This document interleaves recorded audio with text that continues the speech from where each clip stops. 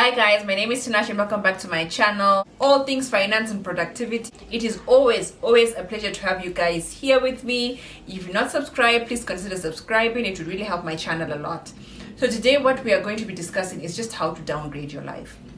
There are so many reasons why one would want to downgrade their life, right? Maybe you have lost your job, and to be honest, when that happens, it can be a bit much, like your life has to change. In as much as you want to keep things the way they are, you might need to readjust certain things that you were doing before. So that could be one of the reasons why you might need to just downgrade your life. Another reason can be it's because you've realized that you had been going overboard with reference to spending. Your finances have not been in the best shape, so you decide to just take a step back and see how to do better, see how to go about it. Another reason can be maybe because of health reasons. Maybe you've been doing things excessively. It can be you've been eating too much, so for health reasons, maybe you weigh more than you'd want to weigh, or you're at a point whereby medically you need to just reduce. So you might need to just downgrade your life in general, change the things that you've been doing so that you can live a more optimal and more fulfilling life. Those are just some of the reasons, just a few things. Maybe the other thing could be now you're thinking about a family, you're thinking about introducing some children, maybe you're thinking about marriage or things like that. So you might need to just downgrade and make sure that whoever it is that you are, say, marrying, they are very well aware of where you are in life. You're not dating anymore. This is the realities of life. Not saying that when you're dating, that's when you lie, because I'm so sorry to say this. Most men lie when you guys are dating. You think he's at, I don't know, like he can do A, B, C, D. There's nothing that he can't do with reference to money. But now when you guys are married, you realize that, okay, things are not what they were portrayed to be, So things like that. So comment section below. Am I right? Or am I right? Comment. Let me know what you guys think. But anyway, so I just need to just downgrade to prepare for what's to come. Or maybe there are just certain things that you want to do. You have priority items that you need to do, say, for the year. Things that are coming up. You want to start a business. Your children are about to go to school, etc. So you need to just, readjust your finances so that it can cater for all these things that you want to do. So I just have a few things that you can do to just make sure that you downgrade your life and you live your best optimally when it comes to finances and, say, productivity. So one thing that you need to do is just have candid conversations with your loved ones. I've given an example of whereby now you want to get married, or now you want to introduce children, right, into your life. So just having candid conversations that what, this is where we are with reference to our finances, and for what we want to do right now, we should be allocating our funds to A, B, C, D. But as it is, we're not able to do that because we are doing C, D, E, right? So just the path for us to just do what we need to be doing is for us to, say, reduce our expenses by maybe, say, for instance, you were eating out every day. Now we should be, say, buying groceries and cooking from home. If, say, like in our office, you can have breakfast in the office just at a fee. So maybe now you can decide to say, okay, so for breakfast we can be making from home and then carrying it to the office, so that you do not spend too much. And as much as the times, and this is something that, please let me know in the comment section below if I'm wrong. 60 shillings or 50 shillings that you use every single day will multiply. So I believe in looking at things from a holistic point of view. If you're looking at it in small, minute details, it might not work. So, given this example of breakfast, say, in the office, right? Say, for example, generally you'd buy breakfast in the office for 50 shillings, right? In a week, and this is, say, you work from Monday to Friday. In a week, you're spending 250 shillings. In a month, you're spending about 1,000 shillings, right? In a year, you're spending 12,000 shillings. So can you see the math? This is how I personally look at things. Okay, so right now this is what it costs, but in a year, if I keep on doing this is how much potentially I might end up buying. Not saying that you stop completely, because there are times whereby you're not able to do certain things at a particular time, but just having that in mind, so that if it's, say, you want to reduce your expenses, that's one of the smaller avenues that you can tackle. So yeah, just having candid conversations with your loved ones to just discuss on how you can do better with reference to your finances. So what this would mean is you'd have to definitely downgrade your life. If, say, you had a car, you might think, okay, so I stay close to the office, I might as well use a matatu to go to the office, then use the car weekends when I have errands to run, or I only use the car when I have errands to run during the week as I go to the office, things like that. I know there's funny memes. Have you guys seen it? These memes whereby if the money you have does not give you what you want to do, just eat it. I find it very, very, very, very funny. But just to be a bit more serious about it, the small changes that you make in your life will actually help you a lot. Like here, I've talked about just 2 things, which is the driving bit and having breakfast, say, in the office.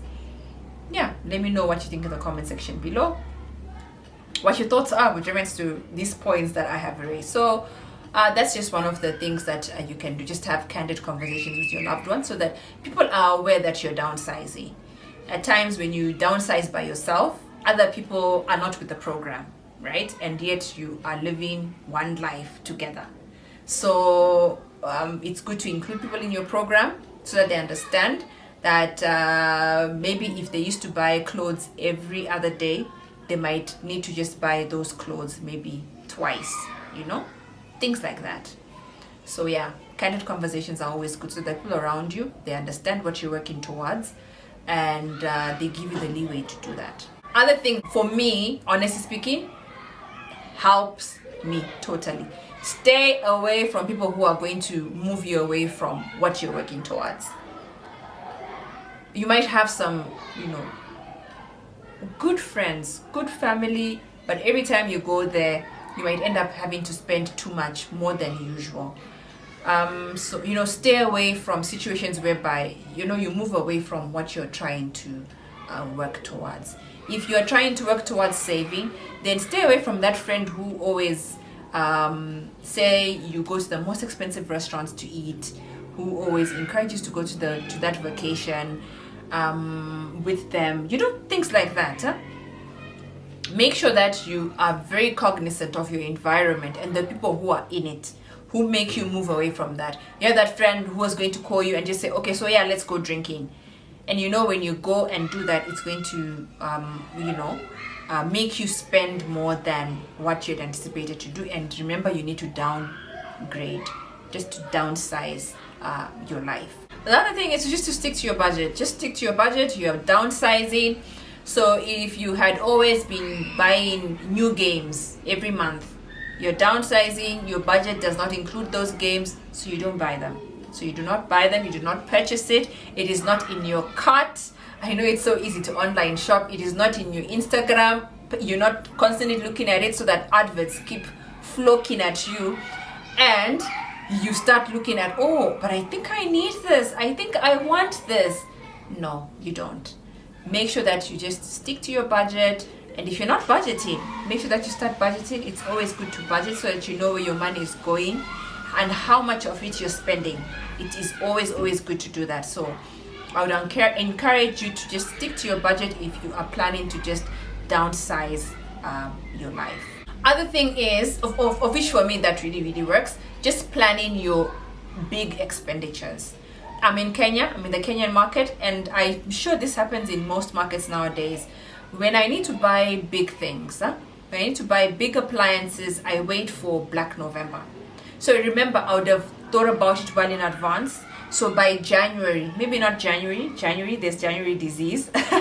So maybe by February, I'm already starting to prepare. So just planning those big expenditures well in advance, that really, really does help you for if you're trying to just downsize your life. Planning, in as much as some people might think, oh, it's too structured, it stresses me out. Some people don't like planning, eh? It really stresses me out. How do I go about this? It is not for me, it is not for me, it is not for me. Imagine it is for you. It really is for you. Just planning your expenditures, especially when you're downsizing, it really, really helps, because now you're not knocked by an expense, you know? If, say, for example, you already know that I don't have health insurance, anything can happen to me, and I'm trying to downsize my life, I need to make sure that whatever it is that I'm getting, I'm putting just a small percentage away for if there is, God forbid, a situation whereby now I need to go to the hospital. And we all know nowadays it's expensive. It's really expensive. I mean, the Kenyan market, I feel like the cost of living here is really high. I feel like the cost of food is high. I feel like healthcare is high. Yes, there's NHIF, but at times, maybe say you've gone to a private institution, it's really, really high. So just make sure that you plan some of these expenditures well in advance. I'm going to, and I think for most of my videos, I always speak to this. An emergency fund. An emergency fund is always a good thing. It is an A1 thing. Make sure that you have it so that you're not digging into your savings. You're digging into just that emergency fund for emergency situations. That is what it is for. Emergency situations. Buying a car is not an emergency, especially if you've not planned for it. It really isn't. So make sure that you are well aware of what you're calling an emergency, so that for whatever expenditure that you need that is as part of that emergency, you can take those funds from there. But anyway, we move on to the next bit. Oh gosh, this one I will have to just say it because it is an everyday thing. Just competing with the people around you, competing with your peers, competing with your friends, competing with, at times people even start competing with their bosses. Like, how are you competing with those people? They are way ahead of you. They are so way ahead of you. So don't compete with yourself. You are the metric that you should be working with. If, say, yesterday you used to spend 10,000 every month for Dundaina, your competition should just be yourself, right? Now I can be spending less than that. Let me now reduce that to, say, 8,000. I want to move to a place whereby now I'm spending just, say, 5,000 on myself. Work with yourself. Work with what is within your control. Don't look at other people. You are your sphere of influence. That is your only control. The moment you start plugging in other people, you will completely go haywire in terms of your finances. There's no way that you know how everyone else is making their money. Maybe other people have side hustles. You might be in the same job, the same industry, doing the same thing, but they have 2 side hustles and they're able to afford the life that they are living. So for you, you might not have any side hustles. So just live within where you are. And if you're downsizing, you downsize from the point of where you are. I don't know. Food for thought?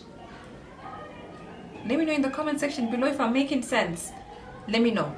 And the last thing that I need to echo, and it's something that I'm also trying to work towards, it's a bit difficult. It is a bit difficult. Just trying to live simply. That word is a very easy word to say, oh, I'm living simply. But are you really living simply? The good thing is I have examples in my life whereby I can look at and say, okay, so this person really lives simply. I should try and emulate. Living simply is an actual lifestyle.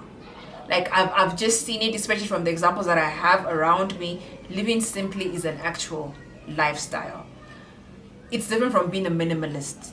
It's totally different, I think, because it encompasses a lot of things. It encompasses not just your finances, it encompasses your being, it encompasses your aura to people. like what I'm saying, it's just a lifestyle. And I would one day hope to get to a point whereby I can actually echo and say, I live simply. So this is something that I'm working towards. And if you want to downsize, that is the lifestyle that you should be looking towards. Just living simply. It just helps you. You know, it goes even to mental, right? Your mental state is a simple state. Wow, I feel like this is just a video on its own, just living simply and what that can do for you. So yeah, let me know in the comment section below what your thoughts are with reference to just the things that I have said, the nuggets. Please feel free to add more things, because imagine we are on this learning part together. We are learning together, and I also want to learn from you. Yeah, let me know in the comment section below what else you'd like me to film. I know finance has so many broad topics, productivity has so many broad topics. So let me know what you want to hear, so that this channel is for you. Right now I'm working off what I think you'd want to hear. So let me know in the comment section below what you want to hear from me, so that I can work towards creating those videos from you. 2022, I'm really trying to just churn out as much content as possible. I want to grow, and I want us to grow together. And also what I'm learning is just speak what you want. Just say what you want. It doesn't matter how it is taken by the next person, but just say what you want. So I am saying it. I want us to grow together. So thank you so much for watching. Bye.